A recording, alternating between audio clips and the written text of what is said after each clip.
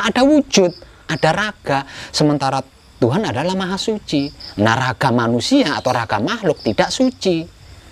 Jadi yang mampu menyaksikan Tuhan hanya hidup kita. Nah, agar supaya hidup kita bisa menyaksikan Tuhan, maka hidup kita harus berpisah dengan raga kita. Nah, kalau hidup kita berpisah dengan raga kita, berarti kan mati, Mas.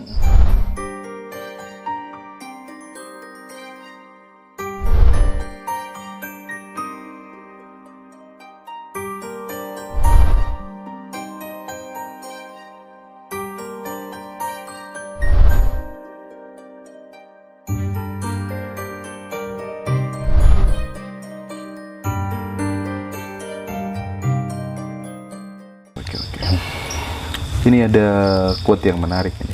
Matilah selagi hidup dan hiduplah selagi mati, agar tahu hidup itu apa dan hidup itu bagaimana. Apa itu, Pak Web? Itu sebenarnya inti daripada spiritual, Mas. Inti daripada spiritual, dan itu ada di pelajaran setiap agama. Bahwasanya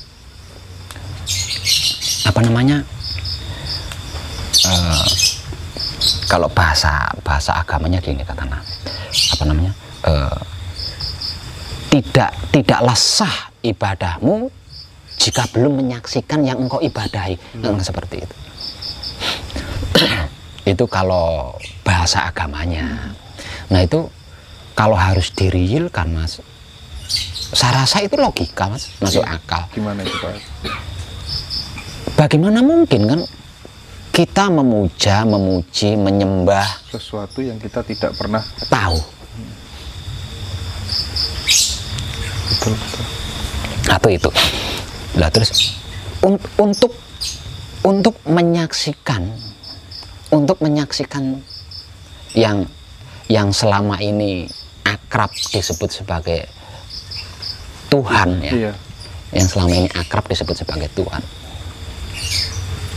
Itu kan harus melangkah lebih jauh, harus masuk lebih dalam, dan selama ini yang dikenal Tuhan itu kan maha suci, Mas. Ya, maha suci. Artinya kalau harus diilustrasikan, suci itu tidak bisa dicampurin.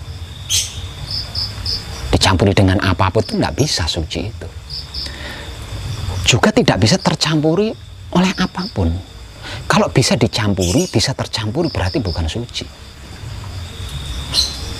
Nah, ini kemutlakan Tuhan, Mas. Ini kemutlakan Tuhan. Orang-orang pelaku spiritual, puncak spiritualnya kan Tuhan. Ini suka tidak suka loh, Mas, ya. Diketahui atau tidak diketahui, disadari atau tidak disadari, puncak spiritual adalah Tuhan. Sedangkan klimaknya spiritual adalah berhasil menyaksikan Tuhan. Karena apa? Karena dengan berhasil menyaksikan Tuhan, secuil pun tidak ada keraguan, Mas, di dalam diri kita. Secuil pun tidak ada keraguan di dalam diri dengan menyaksikan. Ini kelemahan manusia kan di sini, Mas. Manusia itu dipaksa kayak apa kalau belum menyaksikan dengan mata kepalanya sendiri. Sebaik dan sebenar apapun tetap ragu. Ini manusia, Mas.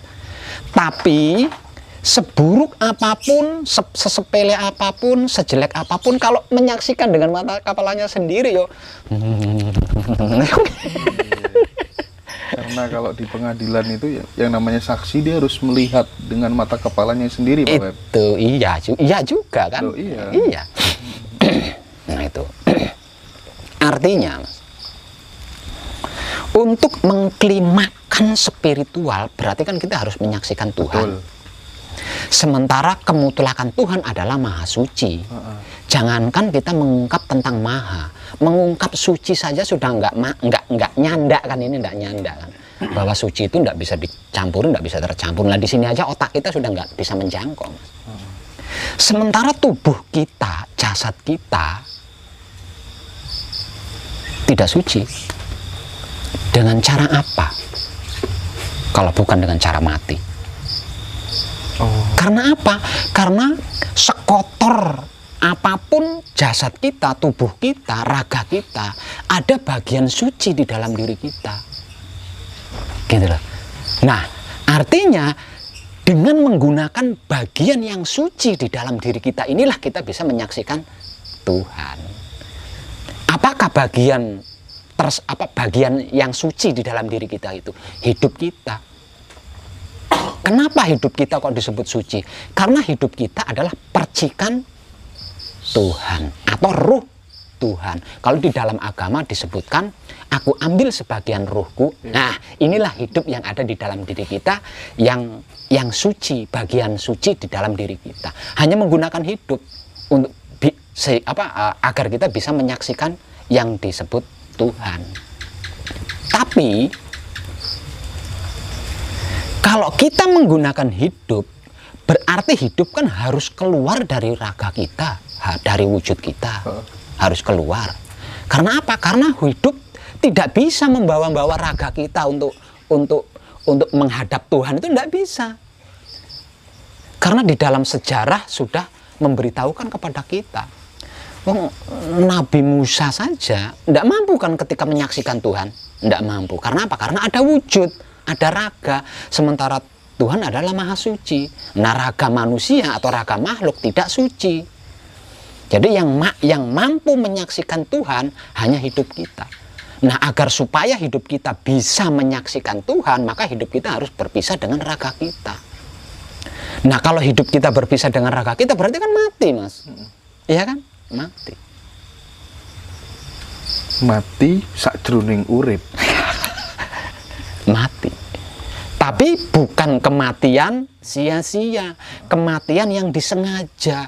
Karena hendak menyaksikan yang disebut Tuhan. Artinya ada ritual di situ untuk mematikan diri. Konkretnya ritual apa, Pak Web? Patrap sama dikunci. Samadhi. Ya, menggunakan. Yang itu sudah dilakukan turun-temurun oleh leluhur kita di zaman dulu. Sebelum ada agama-agama. Iya. Betul. Yang sekarang disirik-sirikkan. Sebab itu ada filosofi yang mengatakan belajar mati sak jroning urip atau mati sak durunge mati. Nah, itu kan warisan pelajaran dari leluhur kita. Oke. Cuman masalahnya gini, Pak Wet. Kan tradisi semedi meditasi itu sekarang sudah mulai menggeliat, udah mulai membumi bahasanya. Iya. Cuman masalahnya setelah meditasi, setelah manekung, setelah semedi itu apa yang harus dilakukan orang? Kadang kan berhenti di titik halusinasi dan lain sebagainya. Nah, ini dia. Gimana itu, Pak? Ini dia. Jadi menyaksikan Tuhan, ya, menyaksikan Tuhan berarti kita kan harus masuk ke ranah Tuhan. Iya. Nah, Tuhan itu kan bukan makhluk, Mas. Ya enggak? Tuhan kan bukan makhluk. Artinya ranah Tuhan atau dimensi Tuhan atau keadaan Tuhan ini kan bukan keadaan sepele, Mas. Bukan keadaan sepele. Dalam artian sebelum kita masuk ke dalam ranah Tuhan, di luar ranah Tuhan ini kan ada dimensi-dimensi yang harus dilalui.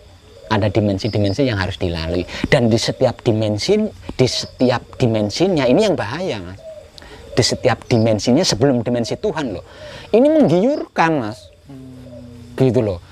Terminal bayangan tadi ya? Iya, makanya banyak yang berhenti di situ. Bahkan banyak yang tidak sedikit yang terjebak di situ, Mas. Jadi setahu saya itu ada 4 dimensi. Ada 4 dimensi sebelum dimensi Tuhan. Nah, 4 dimensi ini cukup dikenal di dunia spiritual, Mas. Dimensi apa? Harta, tahta, wanita, ilmu. Nah, ini 4 dimensi sebelum dimensi Tuhan. Harta, tahta, tepatnya bukan wanita tapi asmara, Pak Web. Katakanlah seperti itu. Nanti kasihan ya. Wanita ya. Waduh, berarti saya diciptakan hanya untuk ujian ya. Bener, asmara. Nah, itu 4 dimensi sebelum kita mencapai dimensi Tuhan. Nah, kebanyakan orang tergiur dan terjebak di salah satu 4 dimensi ini. Nah, terpiye? Apakah mereka salah? Enggak salah. Itu HAM, ya enggak?